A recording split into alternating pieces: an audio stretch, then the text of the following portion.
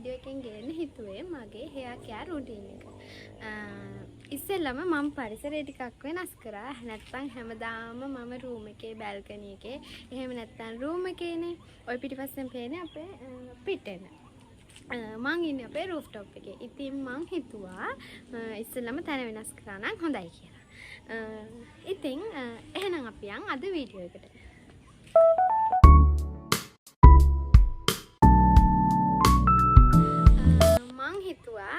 මං ඔයාලට skin care routine එකක් ඔයාලත් එක්ක ෂෙයා කරගත්තානේ. ඒක නිසා මට හිතුණා මගේ හෙයාර් කෙයාර් රූටීන් එකත් ඔයාලත් එක්ක ෂෙයා කරගත්තා නම් හොඳයි කියලා.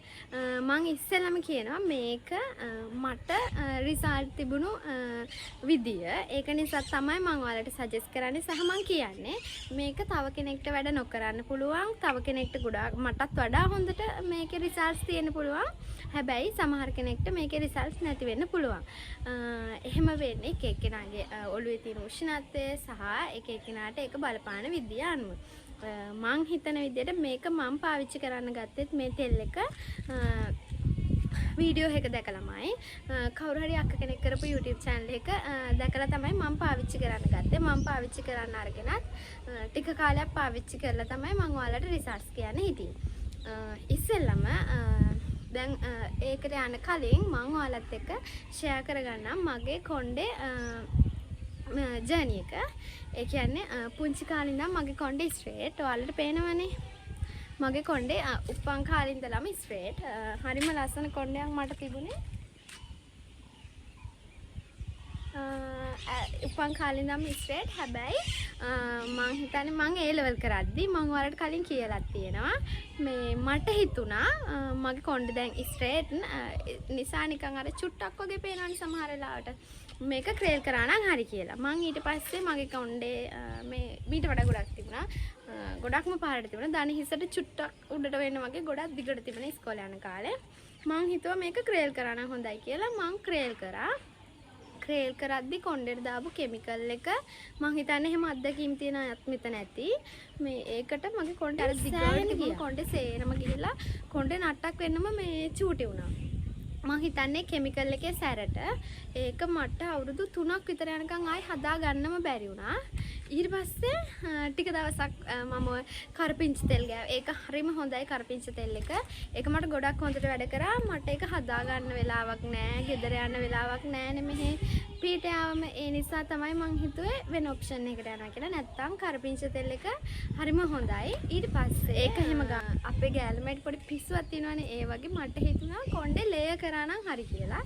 ඊට පස්සේ කරපිංචි තෙල් ගාලත් ගොඩක් පහළට. ඉන්නේ ගොඩක් පහළට මගේ කොණ්ඩේ ආයෙ හැදුණා ලස්සනට.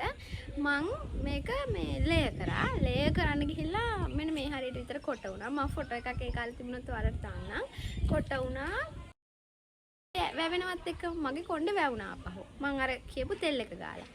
වැවුණාට පස්සේ දැන් මේ හැඩයටනේ ලේයර් කට් එක වැවෙන්නේ. එහෙම වැවෙද්දි අගට එන්නේ නට්ටක් වගේ ඒක කැත වුණා. ඊට පස්සේ මම ආපහු මගේ කොණ්ඩේ එක ෂේප් එකකට එන විදිහට කපා ගත්තා. ඒ කොණ්ඩේ තමයි මේ දැන් තියෙන්නේ. එහෙම කැපුවට පස්සේ වැවුණු කොණ්ඩේ. කැපුවට පස්සේ වැවුණු කොණ්ඩේ තමයි මේ දැන් හරි හදන්නේ. ඊට පස්සේ දැන් ගෑල්ලම ඉතින් එහෙමනේ කොණ්ඩේට එක එක දේවල් කරනවානේ. හැබැයි මම නම් කියන්නේ ඒක සේෆ්ටි විදියට කොණ්ඩේට අහිතකර නොවන විදියට කරන්න අපරාධ. දැන් අර අපිට ඉස්සෙල්ලා මෙන්න කොණ්ඩේ තරම් ෂෝක් කොණ්ඩයක් ආපහු එන්නේ නැහනේ. ඒක හදාගන්න හරිම අමාරුයි. අපි ඒක තප්පරෙන් මේ ලේ එකක් හරි ක්‍රේල් එකක් හරි මොකක් හරි කෙමිකල් එකක් දාලා කොණ්ඩේ විනාශ කරගත්තට ආයෙ කොණ්ඩේ තිබුණු විදියට හදන්න හරිම අමාරුයි.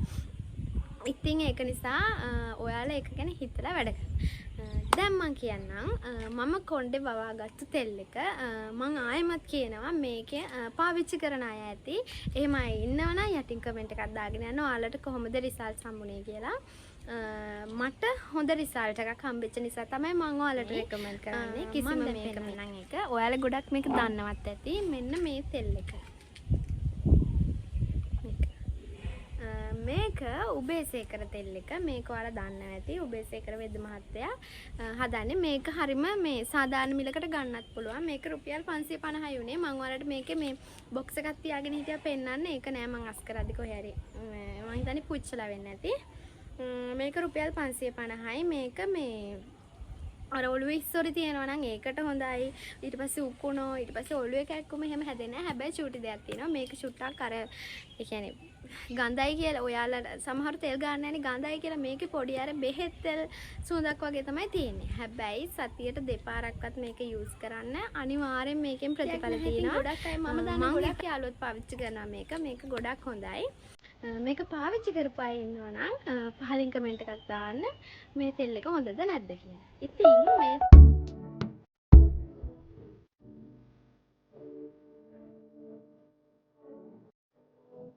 තෙල් දාන විදිහේ චූටි වීඩියෝ කැල්ලක් ගෙනාවේ. කොණ්ඩේ හොඳට බෙදා ගන්න චූටි තීරු වලට බෙදාගෙන හැම තැනටම යන විදිහට හොඳට කොණ්ඩේට තෙල් ටික දාලා හොඳට මසාජ් කරන්න. ඊට පස්සේ ඔයාලට පුළුවන් නම් කොණ්ඩේ ගුලියක් ගහලා ඔළුව පොඩක් කවර් වෙන්න තියන්න. එතකොට ඔළුවට හොඳට උණුසුම වදිනවා. ඒක ගොඩාක්ම හොඳයි. මේ කවර් කරලා පැක් එකමාරක් ඉඳලා ඔයාලා හොඳට ෂැම්පු කරලා නා ගන්න.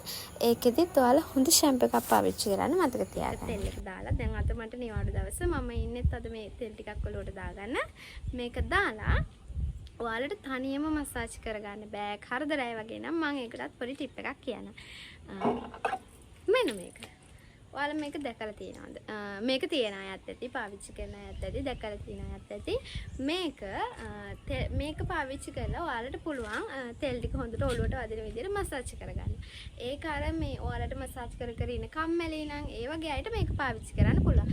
දන්නවනේ මේක පාවිච්චි කරන විදිහ මෙහෙම ඔළුව මසාජ් කරන්න පුළුවන්. මේක හරිම ෂෝක්. හරිම සනීපයි. මේ අර ඇඟිලි 10කින් විතර ඔළුව මසාජ් කරනවා වගේ මේක හරිම සනීපයි. මේ ඕන විදිහකට පාවිච්චි කරන්න පුළුවන්. මේ වගේ එකක් තියාගත්ත කියන්නේ කරදර වෙන්න දෙයක් නෑ. හැබැයි මේකේ මේ තියෙන මේක ඩොට් එකක් හරි කැඩුනොත් නම් ඔළුව සීරෙන්න බලනවානේ. පරිස්සමෙන් දාලා ඔළුව හොඳට මසාජ් කරලා පැයක් එකමාරක් ඉඳලා හොදලා දැම්මට පස්සේ රිසල්ට්ස් එනවා කොණ්ඩේ යන්නේ නෑ. ඔයාලා කරලා බලන්න.